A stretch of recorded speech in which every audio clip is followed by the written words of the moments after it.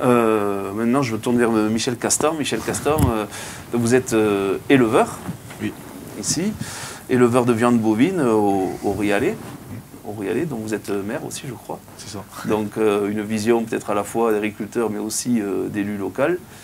Qu'est-ce que vous inspire un petit peu tout ce qui vient d'être dit, et puis au regard surtout de votre propre engagement en matière agricole?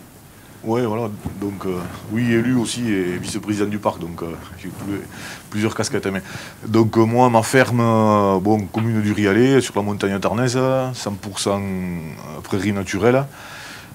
Donc j'élève des vaches au braque, en bio depuis je sais plus, 20 ans. Donc j'ai démarré mon activité en 94 et j'ai commencé la vente directe aux particuliers en 98. Ça commence à faire un peu de temps. On était précurseurs à l'époque. Avant, on ne pouvait pas parce qu'il n'y avait pas d'outils. On n'avait pas d'outils de transformation, donc ça n'existait pas. Et pendant très longtemps, je n'ai voulu travailler qu'avec les particuliers. J'y reviendrai après. Et puis en 2018, j'ai participé au premier échange gourmand. Et là, j'ai rencontré des intendants de restauration. Franchement, j'ai participé parce que je suis élu au parc et qu'il fallait jouer le jeu. Et puis du coup, mon voisin à côté est un de mes clients depuis, et d'autres, mais je reste quand même mesuré dans le sens où moi aujourd'hui, j'ai réussi, il m'a fallu 20 ans. Aujourd'hui, toute ma production est en vente directe, ou particulier ou restauration collective. Il m'a fallu 20 ans pour arriver à ça, mais je veux pas, aujourd'hui ça représente à peu près 15% de mon chiffre d'affaires à la restauration collective, et je ne veux pas aller plus loin. Parce qu'après, il y a une chose où on n'en a pas encore parlé, mais c'est le coût. Le prix, tous les intendants, vous avez les prix à respecter. Et alors, tout le monde veut de la viande locale et bio. Bon, voilà quoi. On ne peut pas pratiquer les tarifs qu'on pratique auprès des particuliers. Et aujourd'hui, je ne pense pas qu'un éleveur... moi, je suis sur une petite structure, hein, j'ai 80 hectares de prairies, j'ai 50 mères. Hein, donc, ma production, c'est environ 40 veaux par an et 7-8 vaches de réforme. Aujourd'hui, les prix pratiqués dans la restauration collective, si je vendais tout à ce prix-là, il vaut mieux que je travaille en circuit long et que je ne m'embête pas, parce que c'est quand même un deuxième métier, quand on est agriculteur, d'aller vers du circuit court, parce qu'il faut gérer les commandes, etc. C'est un métier supplémentaire. Aujourd'hui, clairement, les prix pratiqués dans la restauration collective ne permettent pas de 100%, c'est pas possible, quoi. Par contre, là où j'y vois un avantage énorme, c'est que c'est pas forcément les mêmes, surtout nous en viande bovine, c'est pas forcément les mêmes morceaux qui sont demandés dans la restauration collective par rapport aux particuliers. Donc moi, du coup, ça me crée un équilibre. Alors, j'ai aussi des restaurateurs privés. Alors entre le collectif, le restaurateur privé et les particuliers, finalement, on arrive à valoriser toute la bête. Et c'est là où c'est très intéressant. Donc voilà, les échanges gourmands m'ont permis ça. Et surtout d'atteindre cet objectif de 100%, je ne voulais plus dépendre des marchés, des circuits longs, ce qu'on appelle les circuits longs. Puisqu'aujourd'hui, en fonction du prix de la viande qui va être vendue en Argentine, ça influe le cours sur ma production chez moi. Je ne voulais pas dépendre de ça. Je n'en dépends plus. Et c'est très bien comment ça. Mais il y a deux facteurs, et ça a été dit, hein, quand même. C'est la mise en relation, c'est quand même pas toujours facile. Parce qu'il faut une volonté des deux côtés, quoi, des intendants de nos clients, quoi. Et nous aussi, il faut se réadapter, parce que c'est des conditionnements différents, au niveau des livraisons, ça peut être compliqué. Donc il y a cette mécanique un peu, là, qui est un peu compliquée, et puis après, le prix, quoi. Enfin, je veux dire, moi j'entends, c'est super la loi Egalim, c'est super de vouloir faire que du bio et compagnie, mais quand on veut sortir les repas à quelques euros, à un moment il y aura une limite, quoi. Enfin, je veux dire, il faut, si le gouvernement veut que nos gamins ou nos anciens, enfin peu importe, la restauration collective mangent bien, moi je ne peux pas vendre de la viande à 7 euros. Moi je vois des intendants qui me montrent des factures d'achat, ils achètent du veau à 7 euros le kilo. Moi 7 euros le kilo, c'est bien en dessous de mon prix de revient, bien en dessous. Parce qu'il faut dire que nous, on fait aussi travailler des entreprises locales. Moi je fais travailler un abattoir qui est dans le département. Mon prestataire de service, mon boucher qui est agréé en découpe bio, etc., il est sur Mazamet dans le département. Bon, il y a toute une cascade de gens qui travaillent, sauf que voilà, à la sortie, on a un prix de revient, il est ce qu'il est. On ne peut pas le brader, quoi. Donc je pense quand même que sur le volume de viande achetée dans un EHPAD, par exemple, le volume bio acheté à des locaux, il ne doit pas être très important. Parce que vous avez un surcoût automatiquement. C'est exact? Ouais, alors moi je suis assez mitigé sur la question du coût, parce que j'ai souvenir d'études qu'on avait pu faire. Je prends l'exemple c'était la salade emblématique de l'histoire du prix. On achète une salade sur des fournisseurs classiques, on va manger à 6 convives. On va l'acheter localement, c'est une salade qui va être du double de volume. Donc certes, on va la payer 60 centimes de plus, mais la quantité n'est pas la même. Et je vais prendre un exemple un peu similaire sur la viande.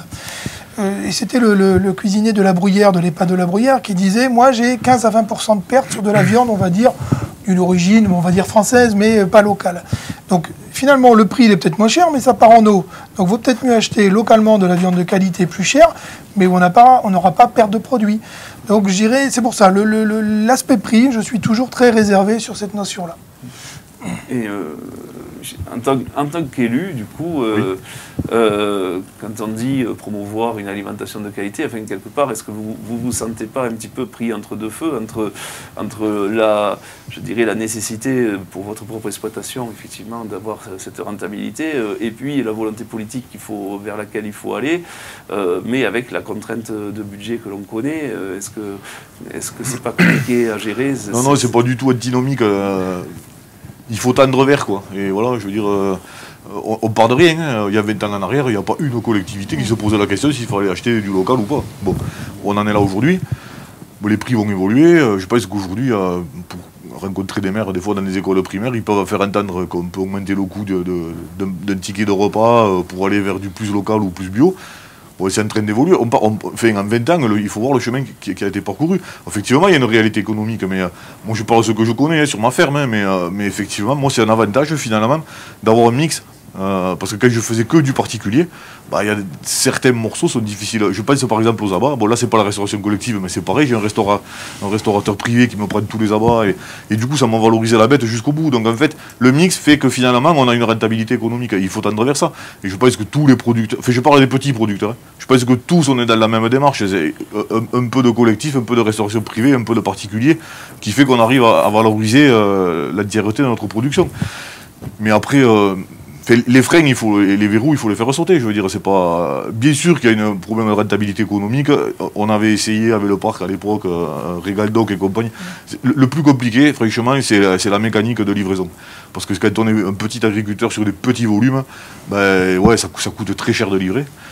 C'est en pleine actualité parce que je suis arrivé pas trop tôt, parce que je livre justement une collectivité qui a quelques centaines de mètres, je suis en pleine livraison aujourd'hui, mais c'est vrai que ça fait beaucoup de kilomètres, et donc il y a plein de freins, mais si on dit c'est trop compliqué, on reste à la maison, quoi. Mais moi je suis convaincu que, la preuve, on a fait un chemin énorme déjà en quelques années, énorme.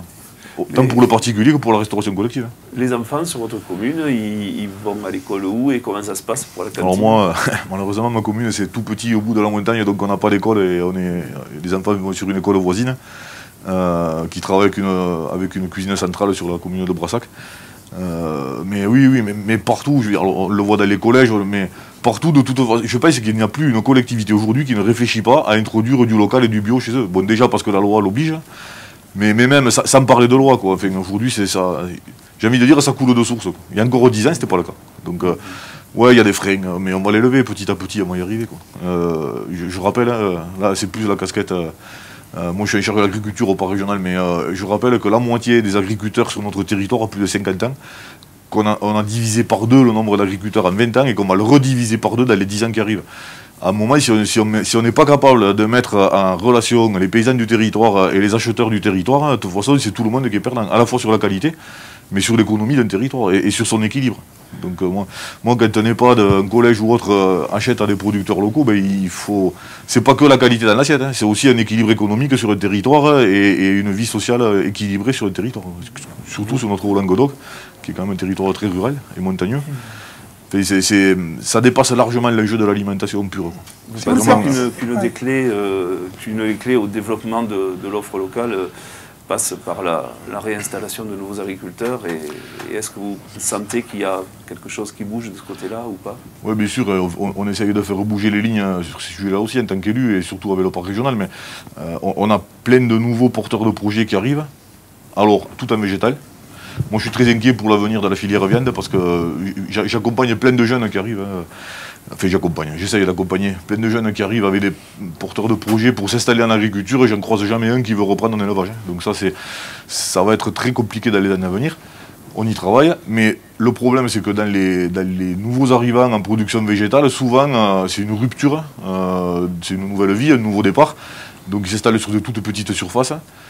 sur des beaux projets, mais ils produisent peu, ils veulent à tout prix produire 15 à 20 ou 25 variétés de légumes, et du coup ils ont du mal à rentrer dans les cadres de la restauration collective, parce que finalement, vous, en une livraison, vous leur prenez ce qu'ils ont produit dans l'année quasiment.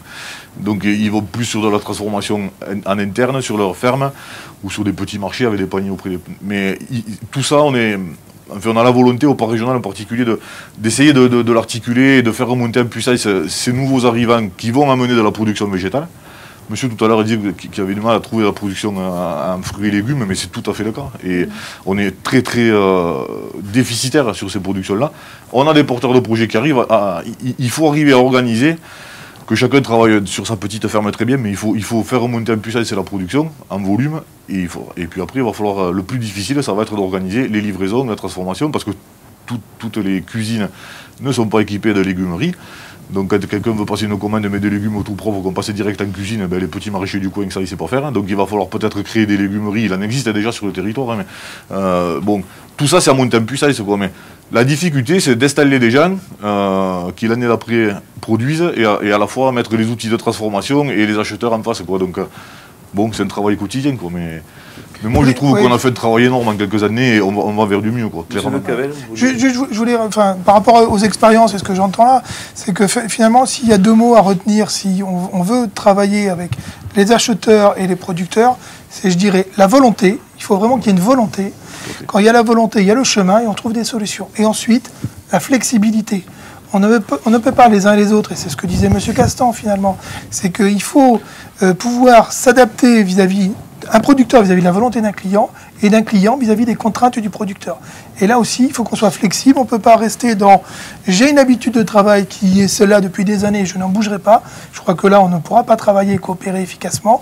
Donc, je le rappelle, c'est volonté et flexibilité. Tout à fait. Merci. Merci, Michel Castan. Retour dans les...